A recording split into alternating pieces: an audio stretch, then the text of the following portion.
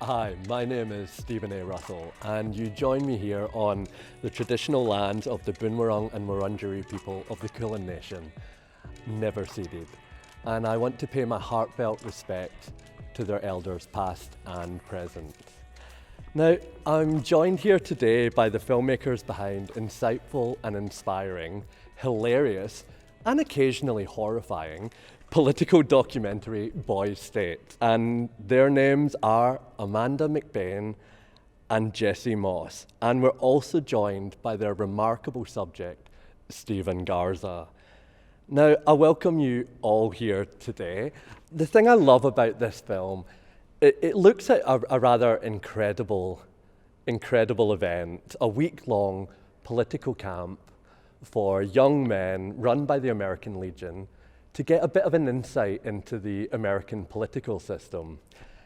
And interestingly, Amanda and Jesse, you kind of foreword this week, this political camp, with a bit of a prophetic warning from founding father George Washington, who in 1796 warns that political parties are likely to become potent engines by which cunning, ambitious, and unprincipled men will be enabled to subvert the power of the people.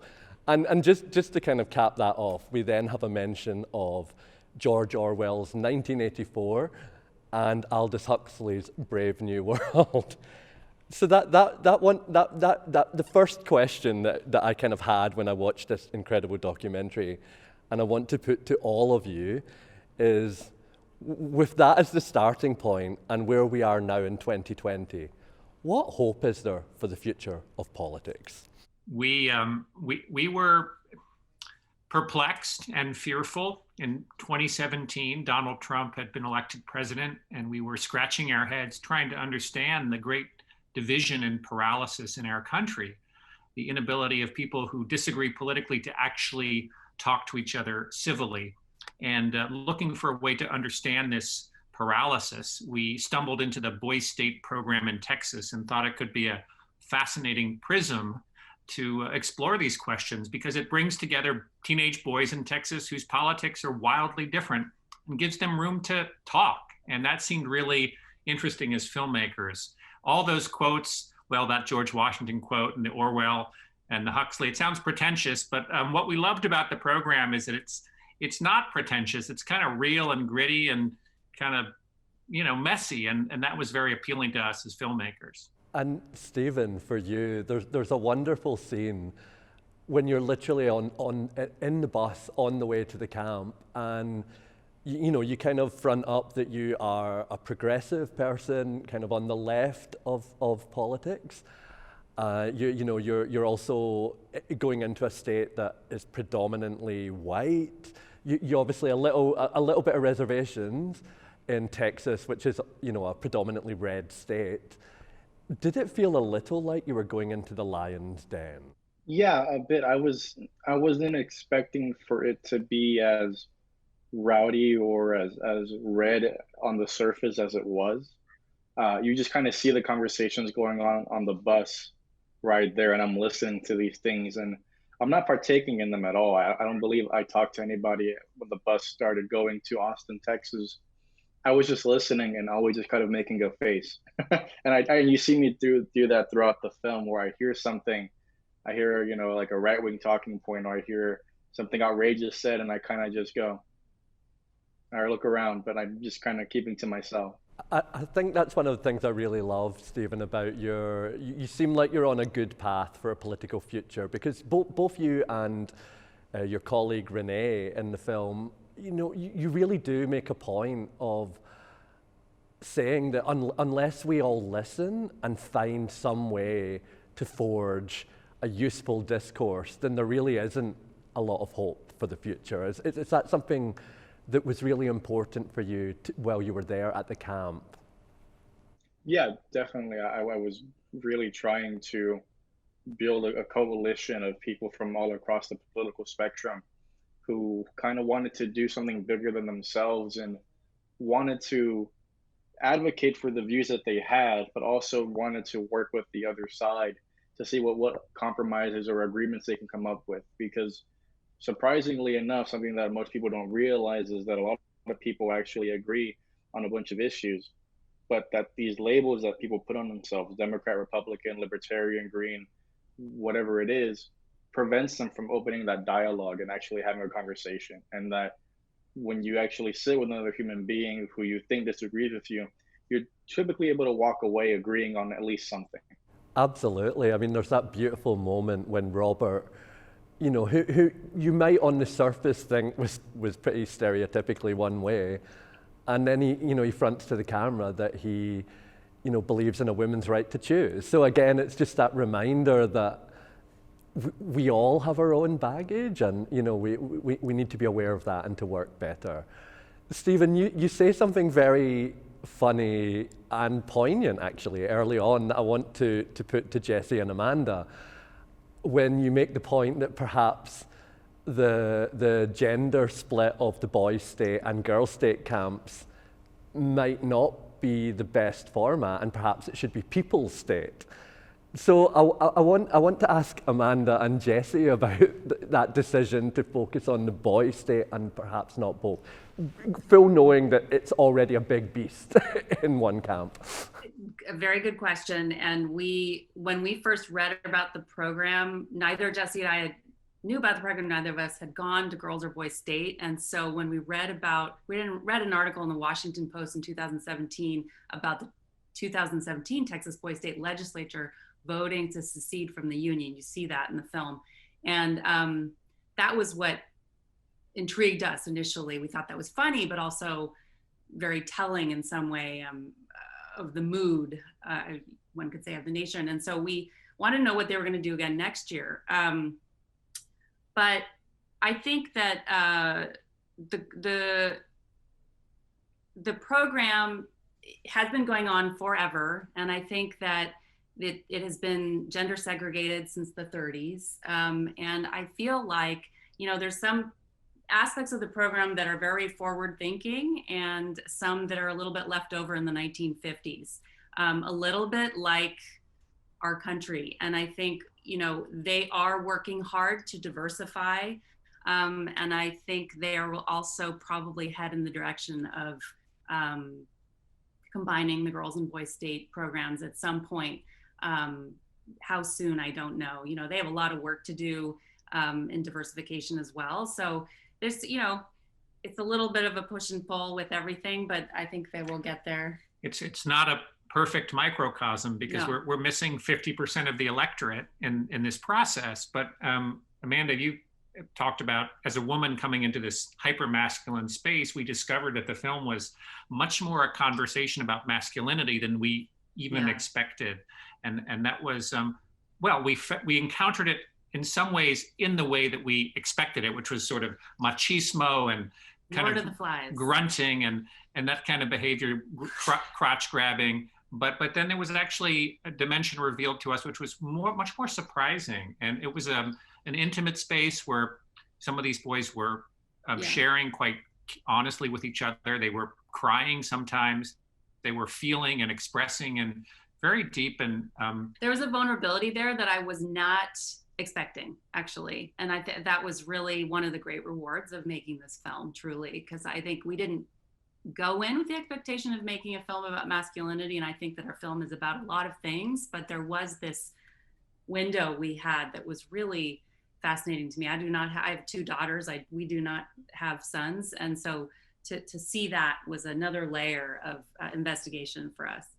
I think that is the kind of the magic of the documentary, as you say, because it's a perfect storm of, politicians and ambition and, that kind of already antagonistic setup.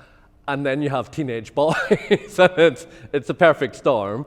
But I mean, Steven and, Robert and Ben and Renee are four remarkable young gentlemen. Even watching the documentary, you can see a million other spin-off docos, like the boys who do the news channel, I think the guy who does the hilarious faces when Robert is suggesting slogans deserves a documentary on his own. I can imagine this was a vast amount of footage behind the scenes. How did you choose Steven and the other gents? I mean, that's really the probably the one of the bigger challenges of this movie was finding the people. And then also one of our favorite things about this movie is that we found these people. I think any one of these four guys could have been the star of his own film. And there's something really incredibly rewarding, and also just, I don't know, it doesn't happen very often that you find four magical humans that also end up interacting with each other towards the end of the film. We worked very hard to get it down from 1,000 possible candidates down to the four we followed. We spent a lot of time talking to a lot of people and traveling around Texas for months, filming with a lot of people. But then, so it was hard, very hard to find them. But then once we did, and I've said this before, but I really mean it, when we actually found them, there was a moment of recognition. Of course, it's you. We've been waiting for you. And with each one of them, there was a real moment of, yes, absolutely. I can't wait to go through this journey with you. And what we were looking for, I can't really say, it's not totally rational. There's some stuff, some boxes we had to check. So we needed a diversity of background and of political viewpoint. But other than, and a vulnerability, as I was mentioning earlier, we needed them to be like open to transformation, because it is a film after all. You want people to have, you hope that they will change, but you never know. But other than that, it was just, kind of our instinct about who we thought would be right for this film. Steven, what did it mean for you to be chosen? And before we go into your answer, I really love, you speak about the journey of a film and also of a politician. And, I hear you speak about your mum working a gas station and being undocumented initially. And your dream, your dream of the American dream being for all, it's something you and Renee both really make a point of talking about. So what is your vision of hope for the future of American politics, and what does it mean for you to be involved in a film like this that explores that? It's very surreal. I met Jesse and Torsten, who's the DP for the film, at my orientation for the program. I showed up, 70 other kids were there. They were going to go through just a brief run through what the program would be about. But first, there's some people here that wanted to talk to you all. It was Torsten and Jesse, and they were, in short, said, we're making a documentary on this. If there's any of you guys interested, you kind of stick back, once it's over. And, I was like, okay, sure. So there was, I can't remember how many of us were there, maybe 12, 15 kids. And we all sat around this table while Jesse and Torsten kind of filmed and listened to a conversation start about what we felt about Boise State, what our thoughts were. And I'll never know ever why Jesse decided that I should be in the film, because out of all the boys there, they're kind of being very, almost like they were kind of acting to try to get noticed by Jesse. And I was being, again, very preserved and quiet. And who knows why he's like, that one, that's the kid, not saying anything. That's the, that's the one. He asked me to stay back a bit. And we talked for about 2 hours after that. We did some interviews. And at the end of it, he goes, would you like to be one of the subjects of this film? And I said, hell yeah, I'd like to be one of the subjects in this film. What kind of opportunity. And I never knew that it would become as big as it has. And yeah, well, politics is personal for the majority of people. And my upbringing definitely has shaped my political views, and obviously Renee's has as well, Ben's and Robert and everybody. And my hope for the future of the country is one where more people are willing to listen to each other and work in agreement. In Congress, there's so many things that the American public as a whole support, yet none of it gets passed because there's a Congress that's gridlocked and a president that's divisive, and it's disheartening, and it's unmotivating. It makes you think. It's why people are so cynical that politician is a bad word now. It's synonymous with gridlock and divisiveness and partisanship. And I hope that my generation changes that notion, and I hope to play a part in that. I mean, it's sort of incredible for the film as well. You have this passion. It establishes early on that you were on Bernie Sanders' campaign. You're an active participant in this. You obviously still have hope for what it can achieve. And then for the film, you just so happen to end up in the gubernatorial race, which, maybe some people could say, was this a political fix? I don't know. You must have been pretty happy with the way things turned out, Jesse and Amanda. I think that we knew that Steven was exceptionally bright and gifted, ambitious. We had no idea that he could give an extraordinary speech, though. That was a complete surprise. I think he might have surprised himself too, but he's got a gift in connecting with an audience that I think many of our political leaders in this country don't have, who are adults. And I think that's a rare talent. It was beautiful to see that happen. Very exciting moment for us. I was just thinking about that, a very small moment though, when Steven's asked, when he's getting signatures, a boy asks him, what's the purpose of a politician? And Steven gives this kind of simple but profound answer, which is to serve others and not themselves. And I think that really, compels us to reflect on the kind of leadership we have and the standard that we hold our leaders to. And I think so. He's an old soul, Steven, in a young man's body, and I think we need more leaders like him to lead us forward. It gives us great hope. I think the film doesn't shy away from some tough stuff, but I think seeing Steven's commitment to throwing himself into the process, to working with others across those divides, was deeply inspiring for us. Steven, I mean, you touch on, and I made a joke at the start that there are, but I do mean it. There are moments of Boy State that are kind of horrifying, where you stare into the abyss and you see the beast, and what politics can be, what George Washington was warning. Steven, one of the toughest moments of the film, and it's very lightly touched on, but there's definitely an element of race being a part of particularly why Renee faces the impeachment. And obviously you both have a lived history of, having to deal with a whole bunch of other stuff behind. And here we are now in a particularly historic moment when the Black Lives Matter, movement is gaining so much force.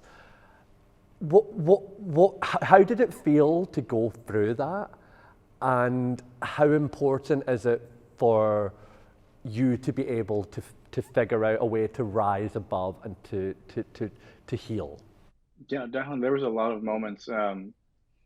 What comes to mind is when my involvement in the Houston March for Our Lives movement comes out, and when you're being jeered at and booed and heckled by a room of 500-600 kids, it's very sobering.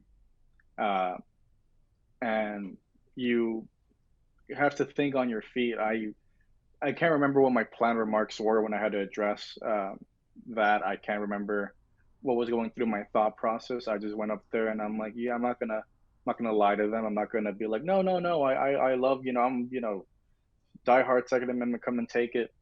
But I needed to frame it in as, here's what I've been campaigning about listening to each other. So please give me the opportunity that I've given you guys, and hearing what matters to you, and listen to me for a minute or two and explain my position. And I got emotional speaking about it, especially with what happened near my neck of the woods over here at Santa Fe High School in May 2018. And by the end of it, most of them were on their feet applauding. And surprisingly, I did win that runoff by 70% of the vote. And then dealing with what happens with what it seemed to be the entire Federalist Party, kind of smearing and attacking me for my position. And it's disheartening as well because it's not touched upon too much in the film, but I had heard and seen that my party was kind of abandoning me as a lost cause because of my position on guns, and decided to try to rally around the lieutenant governor candidate to be at the top of the ticket, and because Steven Garza has no chance of winning. And so the election day, I was very mad that day. I was very angry. I was angry at being attacked. I was angry at what it seemed that my party wasn't, helping me or supporting me. And so I went out there that day to try to prove everybody wrong. And you see that I kind of have this game face on the entire day of being very just pissed off.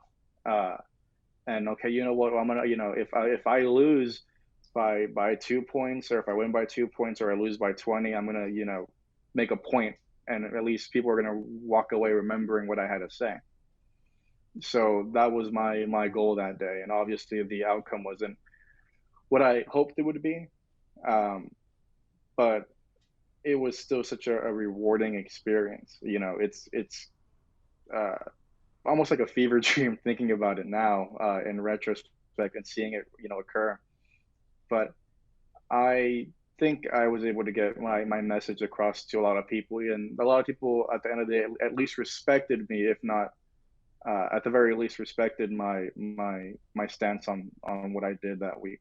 Absolutely, and you make such a point of equality being at the heart of everything, of all backgrounds, of all persuasions. And there's if politics is all about winning, then there's certainly an argument for when a young gentleman comes up to you in tears afterwards saying that he is so glad he got to hear your message. And when you then say to your mom on the phone that you're not crying because you lost, but because of that obvious win in so many hearts and minds, that must have meant so much to you, but also to Amanda and Jesse, it's pretty much, film gold. I was thinking of what Steven says. He quotes Napoleon in one of those final speeches about, and I'll let Steven actually. Yeah. No, I'll get it wrong and he'll get it right because he's the guy who's got a Napoleon biography right by his bedside. But first of all, who quotes Napoleon? This Steven's amazing, but I think that for us to process the defeat, those words ring in my ears. So, Steven. I can't. It's been a while since I've read that quote, and you become strong by defying defeat and by turning loss and failure into success. I think that's what it was. And I felt, yeah. So you see that I had a bunch of people coming up to me after and coming to hug me and say these motivating these things to me. It's just like you can be proud of losing. Someone losing an election can have major consequences that ripple throughout history.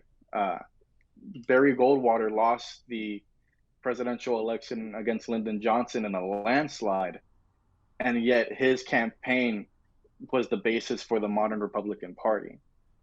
Bernie Sanders lost the presidential election twice now, but has formed a progressive movement that has not been seen in this country since the 1920s. And, for me personally, Beto O'Rourke lost his Senate race here in Texas and has gotten the nation's attention saying, hey, look how close Texas is to flipping. Let's put resources there. Let's get young people motivated. Let's get them involved. You can be proud of losing.